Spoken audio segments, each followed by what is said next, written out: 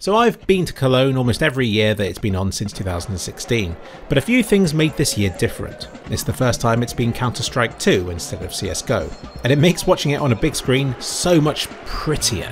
And it's the first time I didn't go alone to the event. Comacchio, a member of the Cubicle Brothers, came along with me, and it meant so much to me after years of raving about this event to finally be able to share it with someone I know from reality. And he made for a great cameraman too. Counter-Strike in Cologne is a special event. It doesn't matter that it's not a major, it's still such a big and established tournament that it can hold its own, and its location is conveniently central, and it allows people from all over to come and mingle for one action-packed weekend. I've covered it many times before in many different videos in lots of different styles, so this time I thought I'd give feedback on how it's changed over the years for me. I've seen this event get progressively more professional and polished over the years. In some ways this is better. The general production quality is top notch, the screens the games are displayed on are incredible. I'm pretty sure this main display right here is a full 4K 120 FPS. It's not like the other projector-based displays are bad, but you can see just how much better this main display is. And there are a bunch of smaller screens along the front that I'm sure only a handful of people can see. Back in 2018, Vodafone provided these flashing wrist lights, which sync up with the games and goings on in the arena, helping to double the crowd up into its own kind of synchronised spectacle. Well, they're back again this year, this time courtesy of Monster. And it's also great that free monsters and Murmich are given out to anybody who wants them. Free!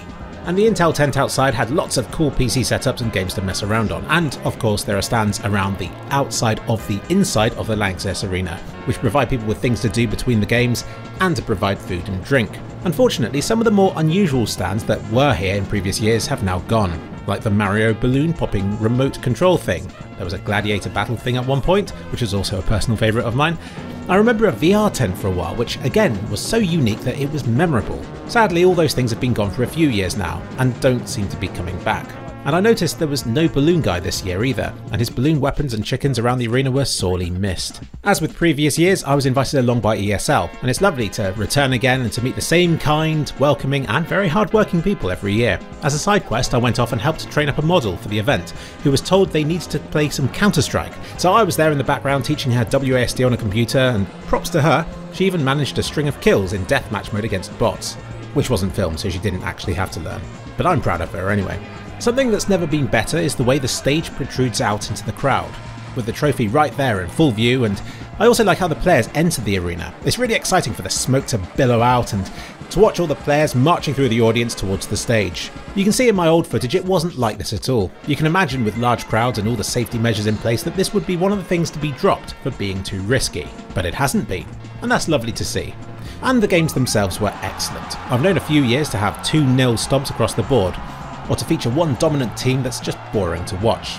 It's not the event's fault, but it can still seriously hamper how enjoyable the event is to watch.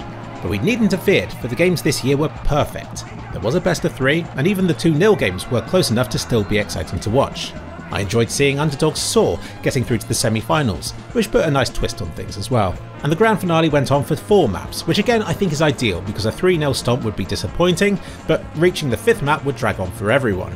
I really feel like there must be a better way of doing a grand final match than the current setup, but let's save that for another video. As much as people like to hate on CS2, this event shows that, at the pro level, it can still make for engaging viewing. Shout out to the Showmatch on the Sunday, which was the best I've ever seen. It's a load of nonsense. Cast as though it's a serious game and with lots of banter and weird twists throughout. It was a real highlight for me. So Cologne and the Lanxess Arena is a real event that you attend in person, yet its timetable feels very much dictated by the online. Presumably to stream to American audiences, the matches start very late in the day, almost 4 PM Cologne time. In the earlier years there would be 4 matches played on the Friday, which I think gave more variety and a chance for more teams and players to shine in the arena. There's something kind of exciting about arriving early on the Friday, even if the arena is still only part full, and knowing you've got a full day and weekend of Counter-Strike ahead of you.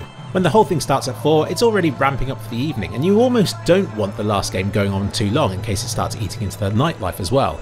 Nightlife. I can't blame the event for this, but now it's hosted in August, the weather is colder and wetter, and the days are shorter than they were when it used to be hosted in July. Also, July is apparently Gay Pride Month, and Cologne is apparently the gay capital of the world? And it really was a non-stop party all weekend with these 2 events on simultaneously. As part of the Counter-Strike event, I like to imagine it was all Counter-Strike, but When you stop and look, you can clearly tell it isn't. Now it's hosted in August, it's only us gamers to populate the city at night, and it definitely feels quieter as a result, and also less gay. So, nightlife. What is there in Cologne? There are an assortment of pubs just across the river from the event, which I never seem to visit. But they provide a nice German atmosphere, but I don't think they're open late enough to justify a night out after the event. What always is open is the Lost Level Bar, formerly known as Meltdown. It's a half-hour walk, but if you use Google Maps then you can get there from the underground tram/train. This place will always be full of gamers, game-themed cocktails and a bunch of consoles lying about for people to play on. There used to be shuttle buses from the event taking people to an official party place after the event, but in recent years this has been done away with, and instead there's the big after party right next to the Cathedral. You pay to get in and you'll find a place that's crowded with Counter-Strike fans. You'll bump into all sorts of people, including the German content creators. If I'm honest, this has the potential to be an awesome place to hang out after the arena, but the music is too loud. I want to be able to meet people, to hang out, to chat, and to drink some drinks, but the deafeningly loud music indoors makes that very difficult to do. There is an outdoor section, but it was pouring down with rain when I was there. Plus the queues for the bar are long as well.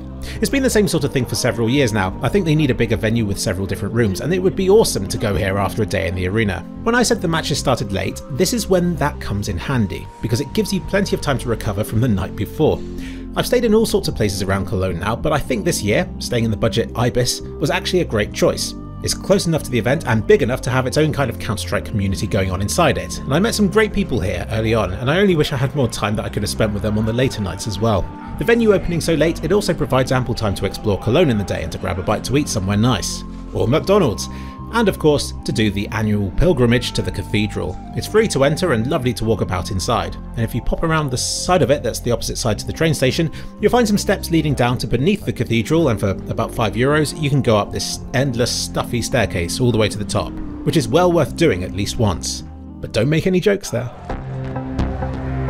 One change that's been quite personal to me is the content creator situation. In 2016, CSGO was new and upcoming, and it was as though all the YouTubers on the scene congregated together at this event, excited just to be a part of it.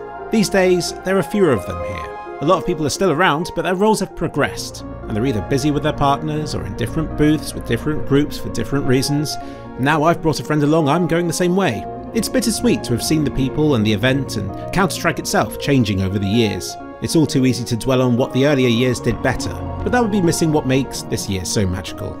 And for me, I think it was special just to see my friend get to enjoy it for the first time. He had that same sense of awe and amazement I did when I attended for the first time, and I think, really, that's what I enjoyed the most this year. It's like that Christmas feeling, only instead of opening the presents myself, I'm getting joy watching other people open them. So yes, for 2025, please bring back the silly little stalls around the place, host an after party where people can actually talk to each other, keep the Showmatch as it is, add back a cool grand finale opening ceremony with an orchestra and epic music, have it hosted at the same time as Gay Pride, and this event will be as good as it's ever been.